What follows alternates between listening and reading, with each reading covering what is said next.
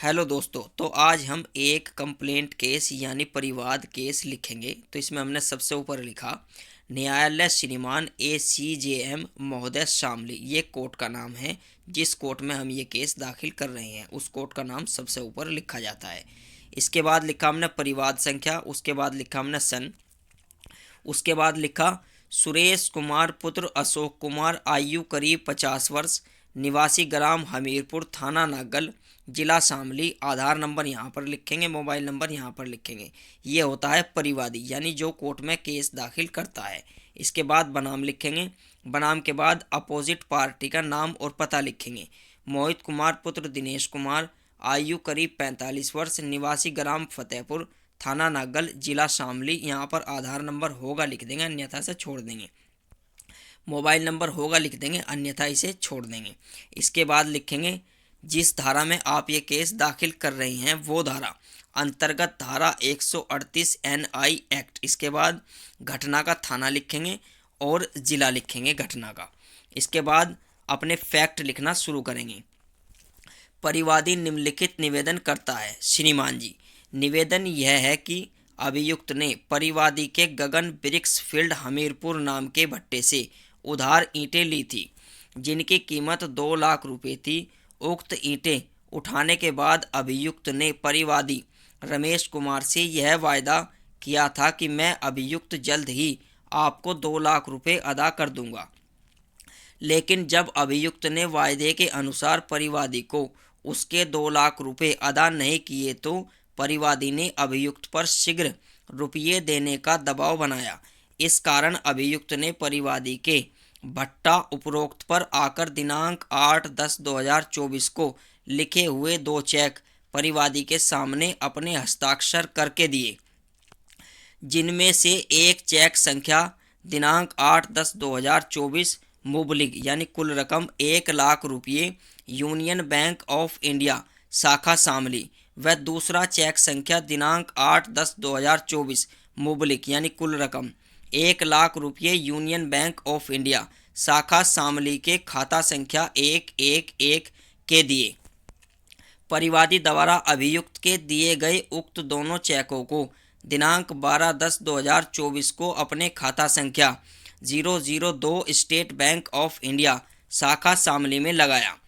लेकिन अभियुक्त के खाते में पर्याप्त धनराशि न होने के कारण दोनों चेक मैं रिटर्न मेमो के स्टेट बैंक ऑफ इंडिया शाखा शामली ने परिवादी को दिनांक 31/10/2024 को वापस कर दिए।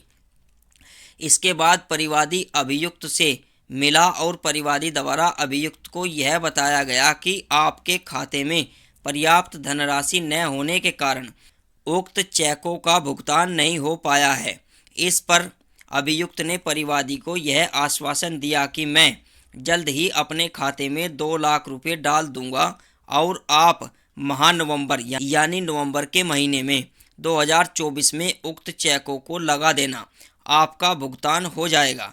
यह कि अभियुक्त के कहे अनुसार परिवादी ने अभियुक्त के द्वारा दिए गए दोनों चेकों को दिनांक 21/11/2024 में अपने उपरोक्त खाता संख्या 002 स्टेट बैंक ऑफ इंडिया शाखा शामली में लगाए।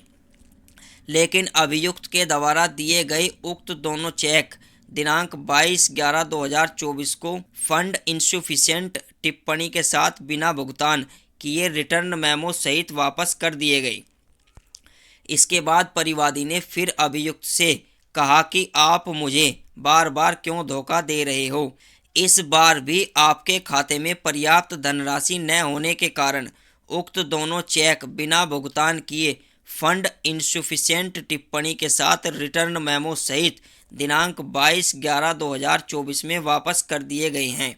तो इस पर अभियुक्त ने परिवादी से कहा कि मेरी पत्नी बीमार हो गई थी, जिस कारण से मैं अपने खाते में 2 लाख रुपए जमा नहीं कर सका और मुझे 2 लाख रुपये अपनी पत्नी की बीमारी में डॉक्टर को देने पड़ गए।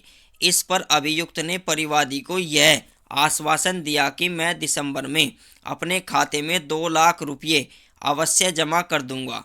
आप जनवरी यानी जनवरी के महीने में 2025 के प्रथम सप्ताह में मेरे द्वारा दिए गए दोनों चेकों को अपने खाते में भुगतान हेतु लगा देना, आपका संपूर्ण भुगतान हो जाएगा। परिवादी ने अभियुक्त के द्वारा दिए गए उक्त दोनों चेकों को, जिनके चेक नंबर 00 व 00 को अपने खाता संख्या 002 स्टेट बैंक ऑफ इंडिया शाखा शामली में दिनांक 5/1/2025 को लगाए, जो दिनांक 8/1/2025 को फंड इंसुफिशेंट टिप्पणी के साथ बिना भुगतान किए मैं रिटर्न मेमो रिपोर्ट सहित वापस कर दिए गए। इस तरह से अभियुक्त के द्वारा दिए गए उक्त दोनों चेक नंबर 00 व 00 यूनियन बैंक ऑफ इंडिया शाखा शामली बाउंस हो गई। इस तरह से अभियुक्त ने परिवादी के साथ छल कपट व धोखाधड़ी व धारा 138 NI एक्ट का अपराध किया है।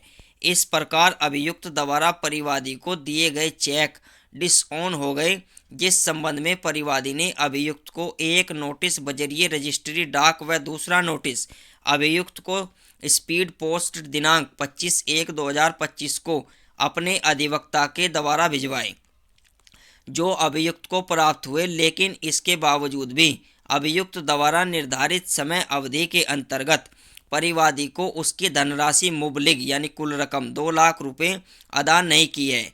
इसलिए परिवादी द्वारा अभियुक्त के विरुद्ध यह परिवाद दायर किया जा रहा है। अभियुक्त ने धारा 138 NI एक्ट का अपराध किया है। अभियुक्त कानून के अनुसार कठोर से कठोर सजा पाने का हकदार है।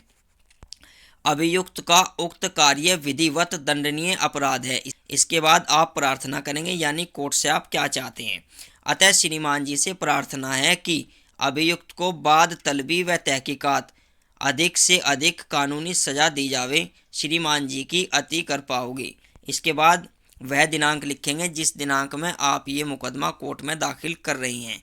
इधर प्रार्थी का नाम, पता और हस्ताक्षर आएगा।